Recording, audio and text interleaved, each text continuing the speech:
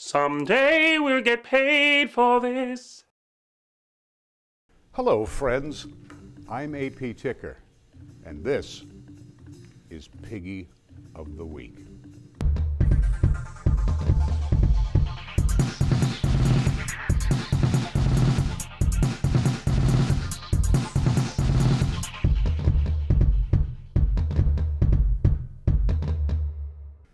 Earlier this year, the State School Reform Commission lit the fuse on their doomsday budget. The doomsday machine.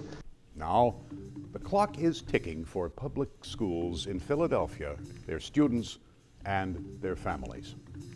After more than a decade of so-called leadership from the state-run School Reform Commission, the district is $304 million, he said, $million in the hole. More than 20 schools have been closed, and more than 3,000 staff, teachers, librarians, school nurses, guidance counselors, and many more have been laid off.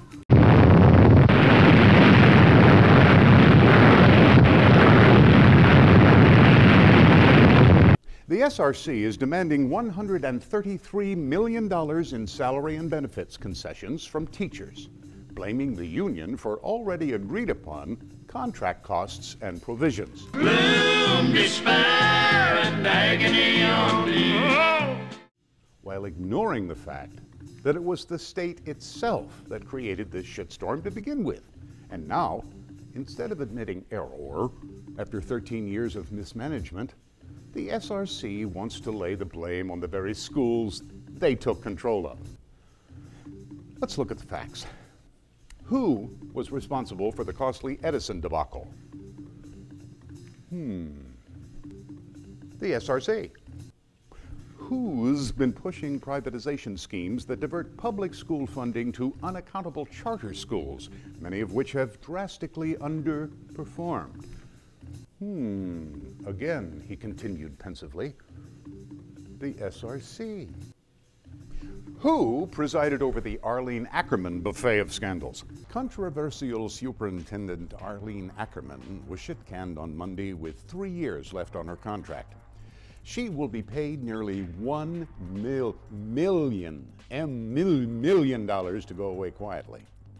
Who's in bed with Boston Consulting and the William Penn Foundation?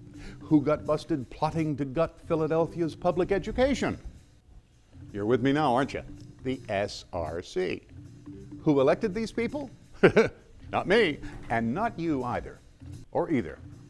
So, now we're treated to the spectacle of Superintendent William Haidt, who hails from Maryland and has no natural constituency in Philadelphia or Harrisburg.